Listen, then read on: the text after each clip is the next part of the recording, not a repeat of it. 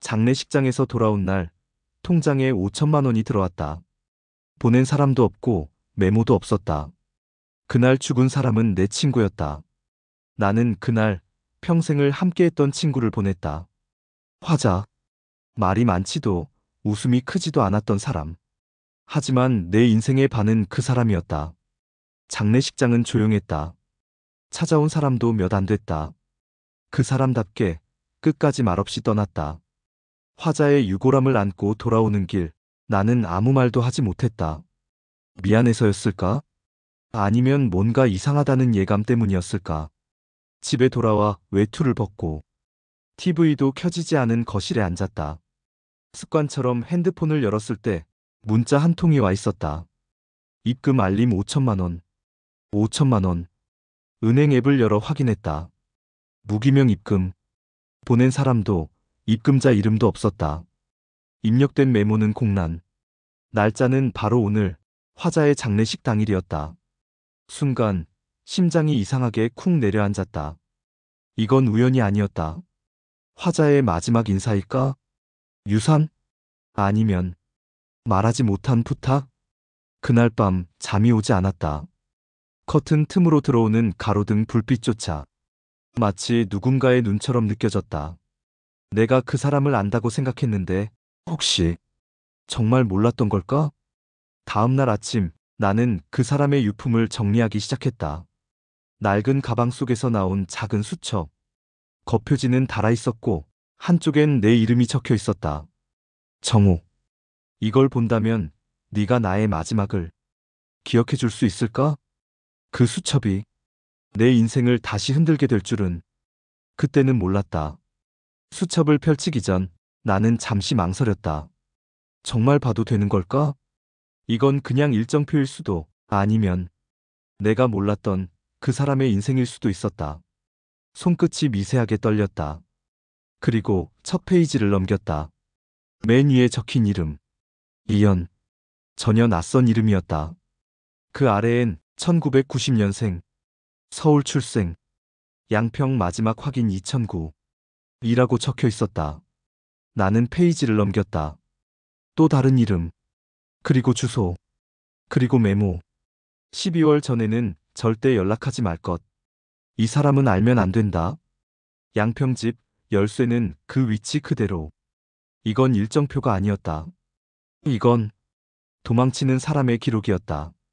나는 순간 소름이 돋았다. 화자는 내게 항상 사람 믿지 마. 말 안 해도 될 건 말하지 마. 그렇게 말하곤 했다. 나는 그걸 그저 조심성 많은 성격쯤으로 넘겼다. 하지만 지금 그 말들이 다시 머릿속에서 울렸다. 수첩 한쪽 구석엔 작은 흑백 사진이 붙어 있었다. 어린 남자아이. 7에서 8살쯤 되어 보이는 아이가 햇살 아래 웃고 있었다. 그 사진 뒤엔 익숙한 필체로 이렇게 적혀 있었다. 이연. 마지막으로 함께했던 겨울. 나는 숨을 삼켰다. 정옥의 뇌리에 하나의 단어가 떠올랐다. 아들? 그녀는 내게 그런 얘기를 한 적이 없었다. 결혼도 연애도 아무 얘기도 그냥 그런 거 나랑 안 어울려 라며 웃었던 사람. 그런데 지금 그 사람의 수첩엔 누군가의 이름이 적혀 있었고 누군가의 사진이 들어 있었다. 나는 혼란스러웠다. 그리고 무서웠다. 이건 내가 몰랐던 그 사람의 진짜 인생이었을지도 모른다. 그날 밤 나는 수첩을 덮지 못했다. 계속 같은 이름만 바라봤다. 이연. 그리고 하단 구석에 아주 작게 적힌 글귀를 읽게 됐다. 그 아이는 언젠가 나를 찾을까? 밤새 수첩을 덮지 못했다. 그 이름 이연. 그리고 아이의 사진. 잠들기 전까지 머릿속엔 같은 질문만 맴돌았다. 정말 내 아이야? 다음 날 나는 조심스럽게 수첩을 다시 펼쳤다. 이제 눈에 들어오는 건 오히려 사진 속 배경이었다. 한쪽에 접혀 있는 흑백 사진 뒷면에는 연필로 흐릿하게 이렇게 적혀 있었다. 양평. 첫눈. 1998. 나는 그 문장을 따라 사진 속 인물들을 다시 바라봤다. 한가운데 아이. 아이 옆엔 젊은 화자가 웃고 있었다. 하지만 문제는 그 옆에 서 있던 남자였다. 검은 코트를 입고 머리는 단정하게 정리돼 있었다. 하지만 얼굴이 웃고 있지 않았다. 사진 속에선 모두가 웃는데 그 남자만 눈이 웃고 있지 않았다. 그걸 보는 순간 마치 등골을 따라 차가운 바람이 훅 들어오는 느낌이 들었다. 누구야 이 사람? 나는 수첩을 다시 들여다봤다. 그리고 5페이지쯤 되는 부분에서 그 이름을 찾았다. 박태호. 옆엔 짧은 메모가 남겨져 있었다. 연락 금지. 절대 마주치지 말 것. 전화번호 바꾸기 직전 통화 2009년 12월 4일. 그는 아직도 찾고 있을까? 심장이 쿵 내려앉았다. 그 이름, 그 표정, 그리고 메모의 문장들. 이건 단순한 과거의 인연이 아니었다. 이건 누군가를 피해 다닌 사람이 기록해놓은 생존의 흔적이었다. 수첩 뒷장에는 박태호의 이름 옆에 작은 글씨로 한 문장이 더 적혀 있었다. 그 사람에게 들키면 아이도 위험하다. 나는 손끝이 저릿해지는 걸 느꼈다. 사진 속 남자의 눈빛이 정말로 나를 바라보는 것처럼 느껴졌다. 그날 밤 나는 화자의 유골함을 바라보며 작게 중얼거렸다. 너 대체 무슨 삶을 살았던 거니? 박태호. 그 이름이 머릿속에서 떠나질 않았다. 화자의 수첩에는 그 사람의 전화번호, 마지막 통화 날짜, 그리고 반복되는 한 문장이 있었다.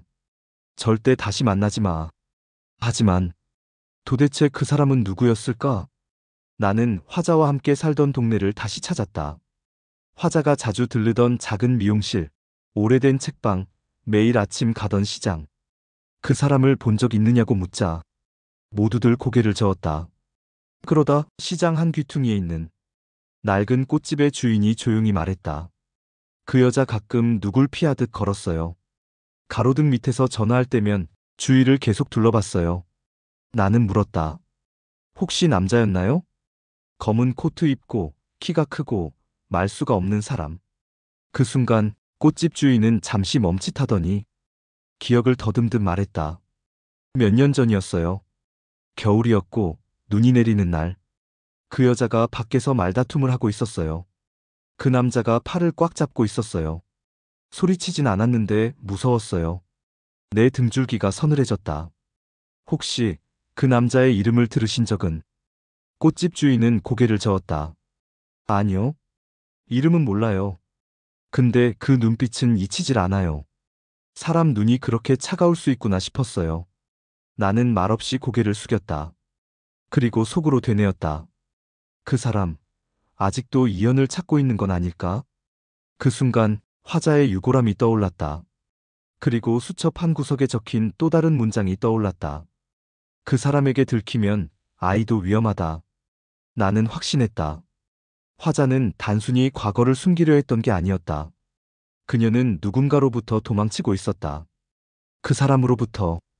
자신도 아이도 지켜내기 위해서. 양평. 수첩 속 주소를 따라 나는 오래된 산길을 걸었다. 버스는 근처까지 가지 않았고 택시는 아예 들어오지 않는다고 했다. 걸어서 조용한 오솔길을 따라 20분을 넘게 걸었다. 그리고 나무들 사이로 그 집이 보였다. 작은 단층집, 회색 벽돌에 이끼 낀 지붕. 현관문은 오래된 나무로 되어 있었고 창문은 모두 닫혀 있었다. 나는 조심스럽게 문을 밀었다. 삐걱. 소리가 났고 문은 쉽게 열렸다. 누군가 방금까지 있었던 것처럼. 실내엔 먼지가 거의 없었다. 구석에는 누렇게 바랜 커튼. 탁자 위엔 아무것도 없었지만 벽 한쪽엔 사진 몇 장이 걸려 있었다. 사진 속 화자. 그리고 그 아이. 그리고 또다시 그 남자. 박태호. 그들의 모습은 화면 밖으로 뚫고 나올 듯 생생했다. 탁자 위, 작게 포개진 종이 뭉치. 나는 손을 떨며 그걸 펼쳤다. 편지였다. 화자의 필체. 첫 문장은 한 문장이었다. 이 집에 들어왔다는 건 네가 나의 마지막 흔적을 받아들일 준비가 되었다는 뜻이겠지. 숨을 쉬는 게 어렵게 느껴졌다. 나는 그 편지를 조심스럽게 읽어나갔다. 정우가, 나는 너에게 한 번도 진실을 말한 적이 없었지. 미안하다는 말로도 모자라. 하지만 이제는 말해야 할 것 같아. 이현은 내 아들이야. 나는 그 아이를 낳았고, 그리고 버렸어. 정욱은 손을 덜덜 떨며 편지를 읽는 것을 멈췄다. 버렸다는 단어. 그건 화자의 어휘 속에 있을 것 같지 않은 단어였다. 하지만 그녀는 지금 그걸 썼다. 탁자 및 작은 서랍을 열자 그 안엔 손때 묻은 장난감 자동차가 하나 있었다. 빨간색. 타이어는 한쪽이 부러져 있었다. 이연의 장난감이었을까? 그 아이가 여기 있었던 걸까? 아니면 다시 돌아왔던 걸까? 나는 주변을 둘러봤다. 그 집엔 아무도 없었다. 하지만 누군가 분명 방금 전까지 머물렀던 것 같은 이상한 기척이 남아 있었다. 그건 공기였다. 잔향이었다. 기억이었다. 그리고 경고처럼 남은 문장이었다. 그 아이는 여기에 다시 올 수도 있어. 하지만 그 남자도 마찬가지야. 편지는 두 번째 장으로 이어졌다. 정욱은 탁자에 조용히 앉아 손끝으로 편지지를 펴며 화자의 목소리를 듣는 듯한 기분에 젖었다. 나는 그 아이를 사랑했어. 정말로 누구보다도. 하지만 그 아이가 살아남기 위해선 내가 옆에 있어선 안 된다고 생각했어. 정욱의 눈이 편지의 문장을 따라 천천히 흔들렸다. 이연의 아버지, 그 사람은 처음엔 나를 진심으로 아끼는 것처럼 굴었어. 멋지고 배려 깊고 무엇보다도 돈이 많았어. 그게 나에게는 처음 있는 일이었어. 필요하단 말, 고맙단 말, 그런 말을 듣고 싶었던 때였지. 하지만 시간이 지나자 그 사람은 나를 관리하기 시작했어. 사람을 끊고 외출을 제한하고 늘 내 위치를 물었고 급기야 손찌검도 시작됐지. 정욱의 손등이 떨렸다. 편지는 계속 이어졌다. 아이를 가진 걸 알았을 땐 이미 너무 늦었어. 그 사람은 잘 됐다고 말했어. 내가 도망가지 못하게 될 거라고. 그래서 도망쳤어. 단 한 번의 기회였지. 그 사람 출장 간 날 밤 내 몸 하나 겨우 챙기고 도망쳤어. 병원에서 혼자 아이를 낳았고 입양을 보낼 수밖에 없었어. 아이에게 신분을 물려줄 수 없었으니까. 정욱의 눈가에 눈물이 맺혔다. 그 아이가 자라는 동안 난 그림자처럼 숨어 지냈어. 절대 연락하지 않았고 단 한 번도 만나지 않았어. 내가 나타나는 순간 그 사람이 아이를 찾을까봐. 마지막 문장은 먹먹한 여운을 남겼다. 이현이 나를 미워해도 좋아. 하지만 살아있기를 바랐어. 그게 내 마지막 욕심이야. 정욱은 편지를 다 읽고 두 손으로 조용히 접었다. 긴 침묵. 숨소리조차 들리지 않는 집안에서 그녀는 오래 앉아 있었다. 그리고 혼잣말처럼 말했다. 너 정말 혼자서 이걸 다 견뎠니? 정욱은 더는 앉아 있을 수 없었다. 편지를 접고 낡은 집문을 닫으며 속으로 되뇌었다. 진짜였어. 그 모든 말이 거짓이 아니었어. 하지만 그래서 더더욱 묻고 싶었다. 그 아이는 정말 살아있을까? 그리고 화자는 대체 누구였던 걸까? 서울로 돌아온 정욱은 수첩 속 메모 중 하나를 떠올렸다. 한양여성병원 1990.1위. 서울. 그날 화자가 아이를 낳았던 병원이었다. 정욱은 병원 기록실을 찾아갔다. 간호사에게 화자의 이름을 대고 출산 기록을 찾고 싶다고 말했다. 하지만 돌아온 대답은 의외였다. 그 이름으로 출산한 기록은 없습니다. 아예 환자 등록도 없네요. 순간 정욱은 손에 든 메모를 다시 확인했다. 날짜, 병원 이름, 위치 모두 일치했다. 그럴 리가 없어요. 여기서 분명 아이를 낳았다고 했어요. 1990년 겨울이에요. 직원분 중에 오래 일하신 분 계신가요? 조금 뒤 한 노년 간호사가 조용히 나왔다. 정욱이 화자의 사진을 보여주자 그 여자는 잠시 멈추더니 고개를 천천히 끄덕였다. 기억나요. 눈이 오던 날 혼자 들어와서 조용히 아이를 낳은 여자예요. 이름도 안 쓰고 서류는 가짜였어요. 그래서 정식 등록도 안 했죠. 아이 무사했나요? 건강했어요. 하지만 그 여자는 출산 후 하루도 안 돼요. 아이를 두고 떠났죠. 입양 기록은요? 없습니다. 그 여자가 정식 보호자로 등록되지 않았거든요. 아이 이름도 그냥 무명으로 남아 있어요. 정욱은 충격의 말을 잃었다. 그녀는 법적으로 존재하지 않았던 거다. 병원도 주소도 이름도 다 가짜였다. 수첩 속 또 다른 메모가 떠올랐다. 사라지기 위해선 태어나지 않은 사람이 되어야 해. 그녀는 정말 그렇게 살았던 것이다. 그런데 간호사가 말을 이었다. 며칠 후 남자가 병원에 왔었어요. 정욱의 심장이 철렁 내려앉았다. 키가 크고 말없이 병실을 쓱 둘러보고 한마디도 하지 않고 갔어요. 그 여자, 도망친 게 확실했죠. 그 남자, 그가 이연의 아버지일까요? 간호사는 대답하지 않았다. 그저 고개를 천천히 돌릴 뿐이었다. 서울 북부에 있는 오래된 부동산 건물. 정욱은 화자의 수첩 속 마지막 메모를 따라 그 주소지를 찾아갔다. 종암동 부동산. 박태호 2005년 임대계약 흔적. 건물 안에는 새 들어 사는 점포 몇 곳이 있었고 문 앞에서 서성이다. 정욱은 안을 들여다봤다. 오래된 계산대 뒤편 회색 머리를 질끈 묶은 중년 여자가 앉아 있었다. 정욱이 조심스럽게 말했다. 혹시 박태호라는 분 여기에서 일하셨던 적이 있나요? 그녀는 한참 말이 없었다. 그리고 천천히 자리에서 일어나 문을 잠갔다. 정욱은 순간 긴장했다. 하지만 그 여자는 조용히 말했다. 그 이름, 여기선 웬만하면 꺼내지 않아요. 왜죠? 사람들이 불안해하거든요. 정욱은 손에 쥔 사진을 꺼냈다. 화자와 그 남자 그리고 아이. 여자는 사진을 보더니 작게 중얼거렸다. 맞아요. 저 사람이에요. 박태호. 지금은 어디 있는지 아시나요? 몰라요. 여기서도 오래전에 사라졌어요. 근데 여자는 말끝을 흐리더니 조용히 이어갔다. 그 사람이 사라지기 전에 여기저기 사람들 돈을 건드렸어요. 땅을 판다고 하면서 위조 서류로 계약서를 돌렸고 그 와중에 그 여자 이연이 엄마 되는 사람도 엮였죠. 화자요? 여자는 고개를 끄덕였다. 처음엔 연인이었어요. 근데 이상하다고 느낀 사람들도 있었어요. 그 사람, 그 여자 거의 가뒀다시피 했다고들 하더라고요. 정욱은 속이 메스꺼워졌다. 그럼 그 여자가 도망친 거예요? 응.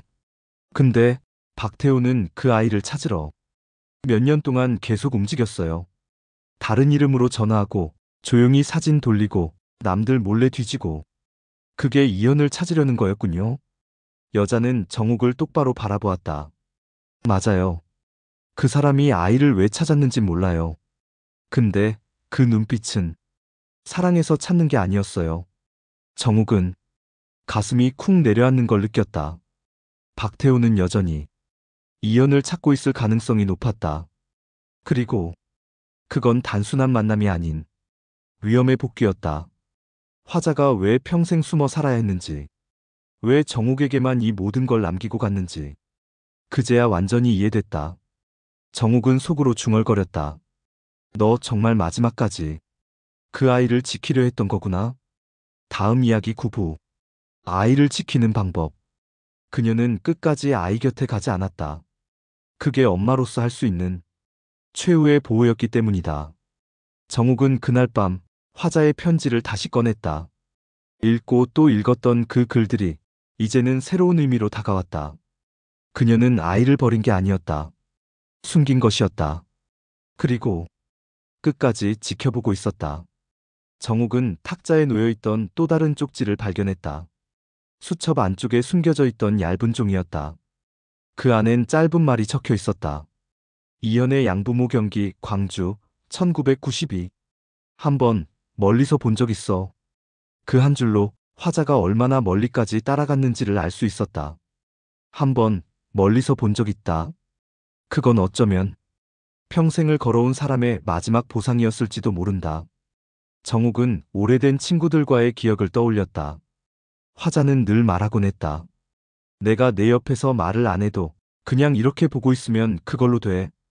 그땐 그게 화자의 성격이라고만 생각했는데 이젠 알 것 같았다. 화자의 사랑은 직접 다가가지 않는 사랑이었다. 멀리서라도 끝까지 지켜보는 사랑. 그건 겁쟁이의 회피가 아니라 끝까지 책임지는 자의 선택이었다. 정욱은 화자의 수첩에서 정기 송금 내역이 적힌 메모를 발견했다. 소액식 익명으로 누군가의 계좌에 송금된 흔적. 계좌주 이름은 가려져 있었지만 아이의 양부 이름과 일치하는 것을 확인했다.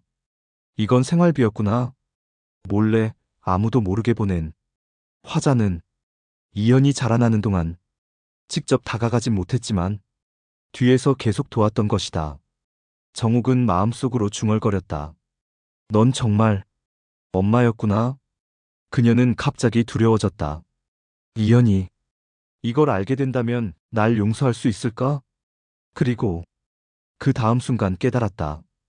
이 모든 걸 누군가에게 전해야 한다.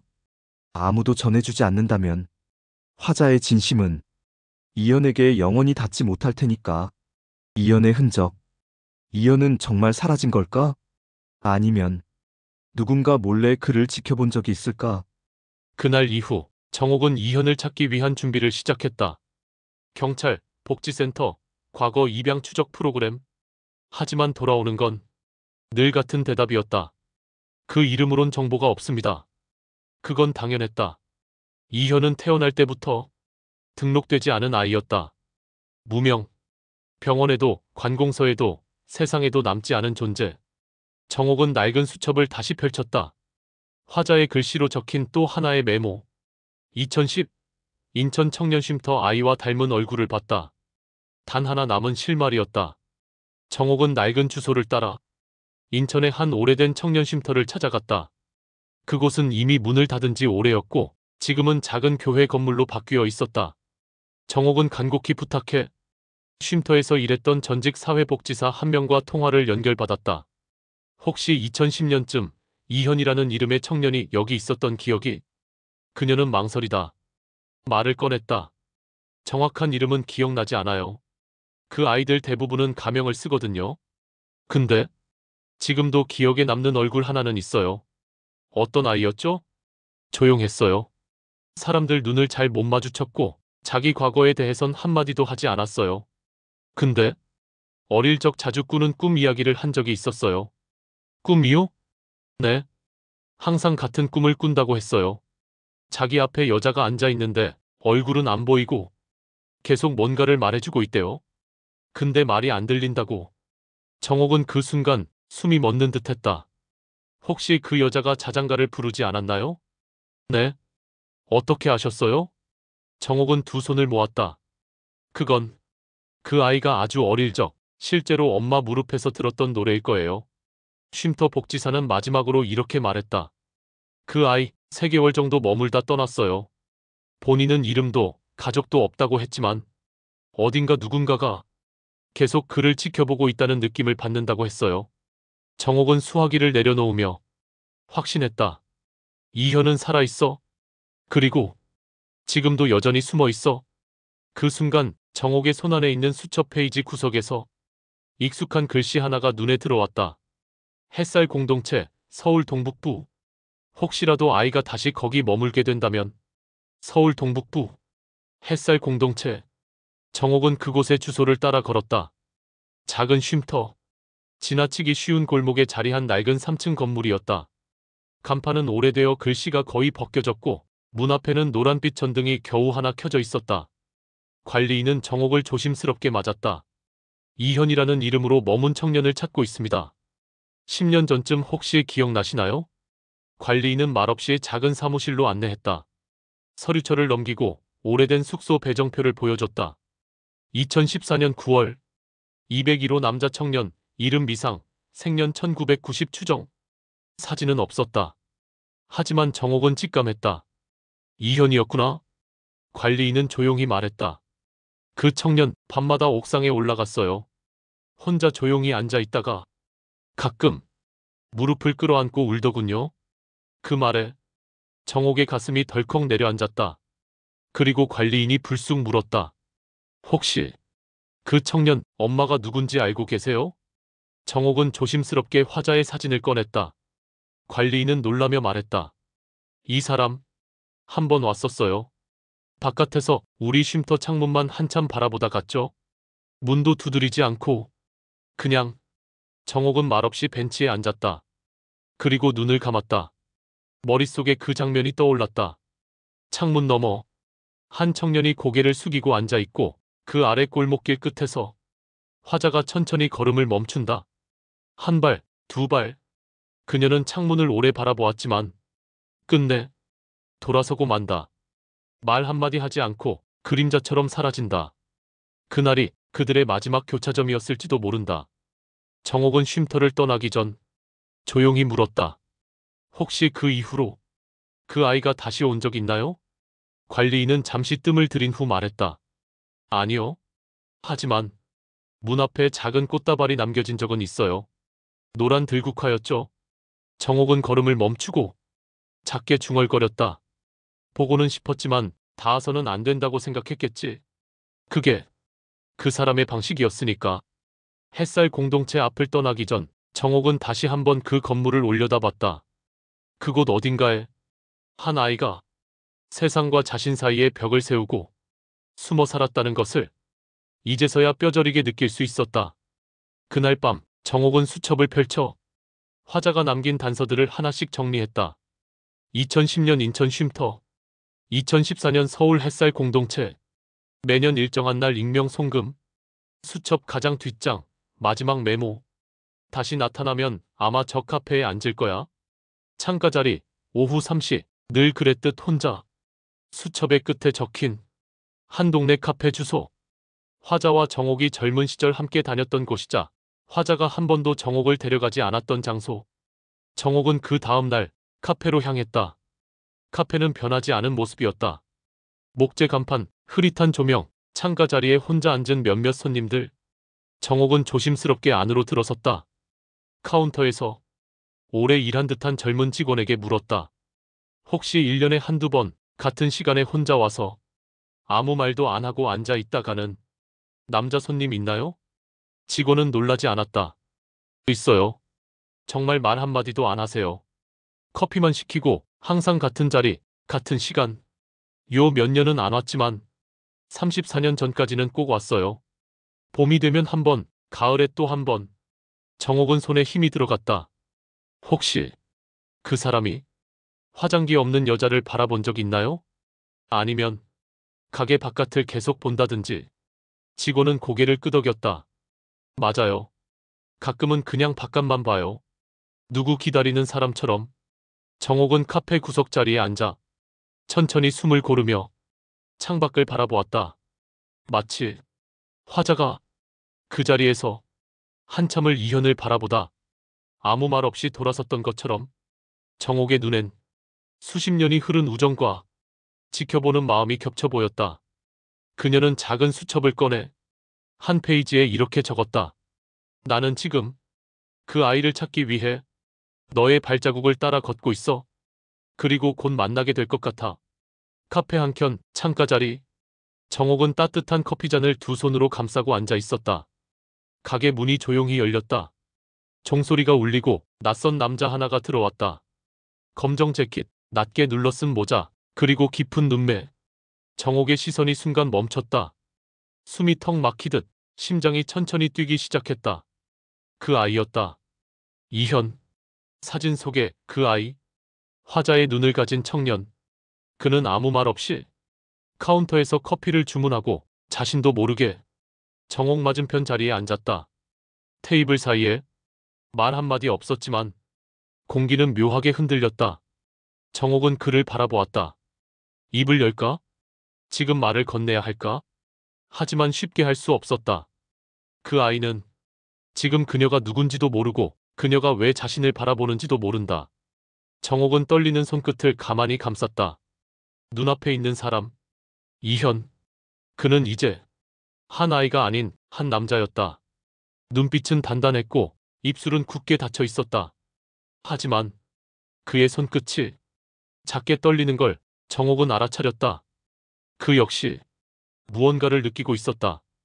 그 순간 이현의 시선이 천천히 정옥을 향했다. 단 몇 초, 짧은 눈맞춤. 정옥은 고개를 돌릴 수 없었다. 눈가에 물기가 차올랐지만 눈을 감을 수도 없었다. 그는 작게 고개를 숙였다. 마치 인사처럼, 아니면 아무 이유 없이 그렇게 해야만 할 것 같아서였을까? 그리고 조용히 일어나 커피를 들고 창가 끝자리에 앉았다. 정옥은 숨을 몰아 쉬었다. 이게 끝일까? 아니면 이게 시작일까? 그녀는 남은 커피를 마시지 못한 채 손끝으로 수첩을 쥐었다.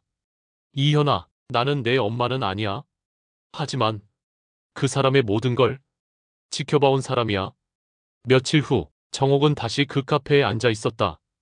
창가 자리, 바라보는 것도 기다리는 것도 없이 그저 조용히 앉아 있었다. 그리고 문이 열렸다. 익숙한 종소리, 천천히 들어서는 발걸음. 그 아이였다. 이현. 이번엔 망설이지 않고 정옥의 앞자리에 앉았다. 조용히 커피를 내려놓고 정면을 바라보며 말했다. 며칠 전 여기서 마주쳤었죠? 정옥은 미소로 답했다. 그래요? 그때 무슨 말이라도 하시지. 말할까 말까 망설였어요. 너무 많은 말을 해버릴 것 같아서. 이현은 작게 웃었다. 이상하게 처음 보는 분인데 낯설지가 않네요. 그 말에 정옥의 눈동자가 흔들렸다. 그는 잔을 잡고 조용히 말했다. 이상하죠? 말도 안 되는데. 향기가 떠올랐어요. 어릴 때 맡았던 어떤 따뜻한 이불 냄새 같은 거요. 정옥은 고개를 끄덕이며 부드럽게 물었다. 기억나나요? 아주 어릴 때 자장가 같은 거, 누군가 불러주던 목소리 같은 거. 이현은 말없이 창밖을 바라보았다. 있어요. 있긴 해요. 꿈처럼. 계속 들려요. 말은 안 들리는데 그냥 멜로디만 짧게 반복되는 그런 느낌. 그 말에 정옥은 눈을 감았다. 그리고 조용히 아주 작은 소리로 자장가 한 소절을 흥얼거렸다. 그건 화자가 늘 부르던 정옥에게도 익숙한 노래. 그 순간 이현의 눈이 커졌다. 그는 손끝을 떨며 물었다. 그 노래 어떻게 알죠? 정옥은 대답하지 않았다. 그저 고개를 끄덕였다. 이현은 숨을 멈춘 채 말없이 고개를 숙였다. 그리고 아주 작게 혼잣말처럼 말했다. 그 노래 내 안에서 평생 지워지지 않았어요. 그날 오후 카페 창가에는 다시 정옥과 이현 두 사람이 마주 앉아 있었다. 긴 대화는 없었다. 커피잔을 사이에 두고 바라보는 눈빛만 조용히 오갔다. 정옥은 가방에서 작은 흰 봉투 하나를 꺼냈다. 조심스럽게 테이블 위에 올려놓았다. 이건 내 엄마가 남긴 마지막 편지야. 이현은 한참 동안 봉투를 바라보기만 했다. 열지 않았다. 손도 대지 않았다. 정옥은 조용히 말했다. 강요하지 않을게. 지금이 아니어도 괜찮아. 하지만 이건 내게 가야 할 말이야. 그는 천천히 고개를 끄덕이고 봉투를 집어들었다. 빰. 이현은 혼자 좁은 방에 앉아 작은 조명 아래 편지를 꺼내 들었다. 이현아, 엄마라는 말 쉽게 꺼내지 못하겠구나. 널 떠난 그날 이후 나는 한 번도 편히 잠든 적이 없었다. 내가 날 원망하더라도 좋다. 하지만 한 가지만 기억해줬으면 해. 나는 너를 포기한 적이 없다. 다만 너를 지키고 싶었어. 그 사람이 널 찾는다는 소식을 들은 날, 나는 숨을 쉬는 것도 무서웠다. 내 곁에 널 두면 안 된다는 것만 너무 분명했거든. 나는 멀리서 너를 지켜봤어. 처음으로 걸었던 날, 유치원에 들어간 날, 내가 웃는 얼굴을 처음 봤던 날까지. 한 번쯤은 내 앞에 나서고 싶었지만 끝까지 그러지 못했어. 미안해. 정말 미안해. 하지만 너는 내 자랑이야. 아무도 몰랐겠지만 난 언제나 내 편이었어. 편지는 그렇게 끝나 있었다. 덧붙인 말은 없었다. 사진도, 돈도, 변명도 없이. 단지 한 장의 종이에 한 사람의 평생이 담겨 있었다. 이현은 편지를 무릎 위에 놓고 조용히 고개를 숙였다. 말없이 천천히 눈물이 한 줄기 흘렀다. 정옥은 편지를 전하고도 가슴이 텅 빈 듯한 기분이었다. 이걸로 충분할까? 정말 그 아이에게 마음이 닿았을까? 그러다 문득 서랍 깊숙한 곳에 한참 전 화자가 건넸던 USB 하나가 떠올랐다. 혹시라도 걔한테 무슨 말이라도 할 기회가 생기면 이걸 대신 틀어줘. 그 말만 남기고 화자는 아무 설명도 하지 않았다. 정옥은 망설이다. 그 USB를 들고 카페에 다시 나갔다. 다시 만난 이현은 눈이 조금 부어 있었다. 정옥은 그에게 작은 블루투스 스피커를 건넸다. 이건 그 사람이 마지막으로 남긴 목소리야. 듣고 싶지 않다면 안 들어도 돼. 하지만 듣는다면 그 사람을 다시 알게 될 거야. 스위치가 눌리고 조용한 노이즈 속에 화자의 음성이 흐르기 시작했다. 처음엔 아주 조용하게 마치 혼잣말처럼 이현아, 너한텐 들리지 않을지도 모르겠지만 나는 너를 안고 울던 날을 기억해. 그날 너는 아무 말도 하지 않았지만 내 심장 소리를 따라 숨 쉬더라. 널 안고 있을 때 이 세상에서 가장 따뜻한 존재가 내 품에 있는 줄 알았어. 하지만 그게 내 인생에서 가장 무서운 순간이기도 했어. 내가 사라질까봐, 누가 널 데려갈까봐. 그래서 널 멀리 보냈어. 숨겼어. 나보다 안전한 세상 속으로.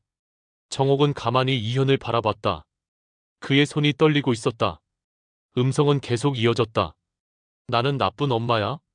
용기도 없고 끝까지 너한테 미안한 사람.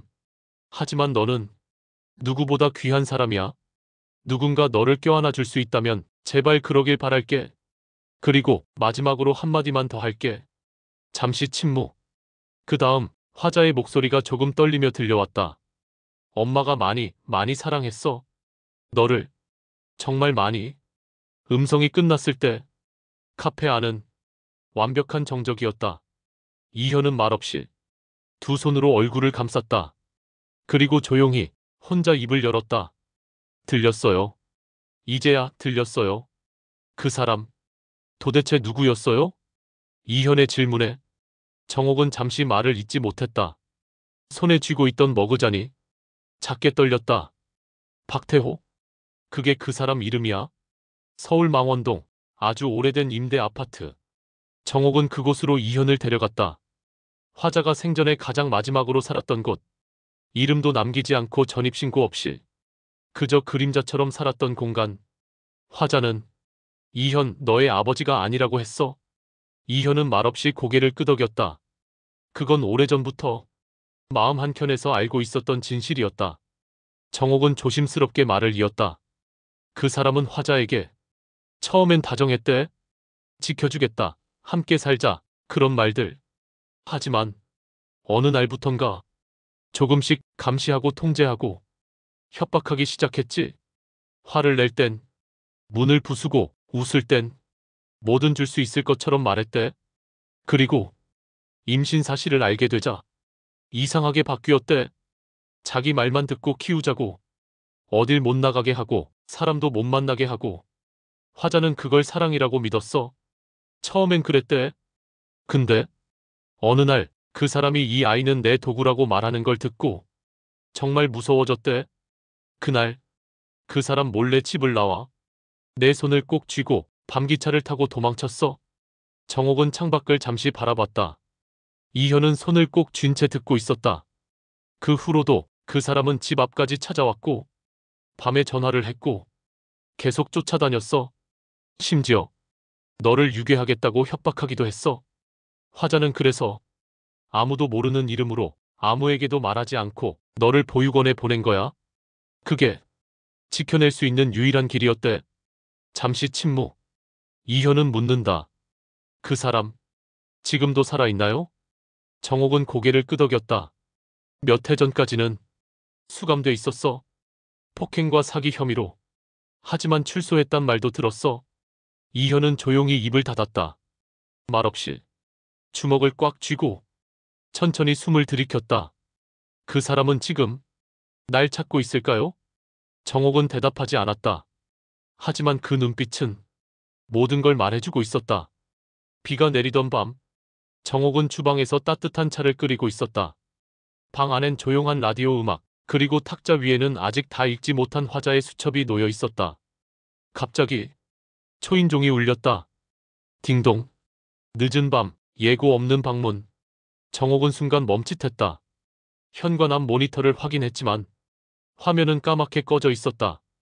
이상하게도 누구도 보이지 않았다. 문 앞에 나가 귀를 기울였다. 아무 소리도 없었다. 그러다 철제 우편함에서 딸깍하는 소리. 조심스럽게 문을 열었다. 거기엔 한 장의 종이, 흐릿한 글씨로 적힌 한 줄. 찾고 있다. 정옥의 손이 떨렸다. 그 글씨체, 기억 속 어딘가에 박혀있던 바로 그 사람, 박태호의 필체였다. 다음 날 아침, 정옥은 이현을 급히 불렀다. 이현은 말없이 그 종이를 보고 있었다. 그리고 중얼거렸다. 그 사람, 여기까지 왔네요. 이현은 그대로 옷을 챙겨 입었다. 그리고 말했다. 숨지 않겠어요. 이번엔 내가 끝내야 할 것 같아요. 정옥은 놀라 그의 팔을 붙잡았다. 너무 위험해. 그 사람 예전하고 달라졌을 수도 있어. 그래도요. 도망치는 건 이제 끝내고 싶어요. 엄마가 그 사람 앞에서 단 한 번도 고개 들지 못했잖아요. 그날 밤 이현은 혼자 카페 창가 자리에 앉아 있었다. 비는 계속 내리고 유리창 너머로 검은 우산을 쓴 남자가 천천히 카페 쪽으로 걸어왔다. 우산이 천천히 내려지고 눈빛이 정확히 이현을 향해 마주쳤다. 카페 구석, 늦은 밤. 다른 손님은 하나도 없었다. 이현은 창가 쪽에 앉아 있었다. 맞은편엔 우산을 내려놓고 앉은 남자. 박태호. 몇 년의 시간이 지나도 그 눈빛은 변하지 않았다. 단정한 셔츠, 정리된 말투, 하지만 말 속에 감춰진 도끼. 오랜만이네. 박태호가 먼저 말을 꺼냈다. 이름이 이현이었지? 기억해? 작았던 손이 날 잡았던 그 느낌. 이현은 말없이 바라보다 천천히 입을 열었다. 왜? 찾았습니까? 찾아야 했으니까? 너는 내 피니까? 순간 공기 온도가 떨어지는 듯했다. 그게 다야? 이현의 목소리는 낮았지만 단단했다. 그 사람, 그녀는 평생 도망쳤어요. 당신한테서. 그래, 날 오해했지?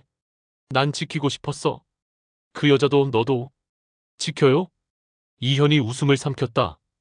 감금하고 협박하고 쫓고 그걸 지킨다고 말해요? 박태호는 눈을 가늘게 떴다. 그 여자는 나를 떠났다. 넌 내가 잃은 거야? 아니요. 이현이 고개를 저었다. 나는 그녀가 지켜낸 거예요. 잠시 둘 사이에 긴 정적이 흘렀다.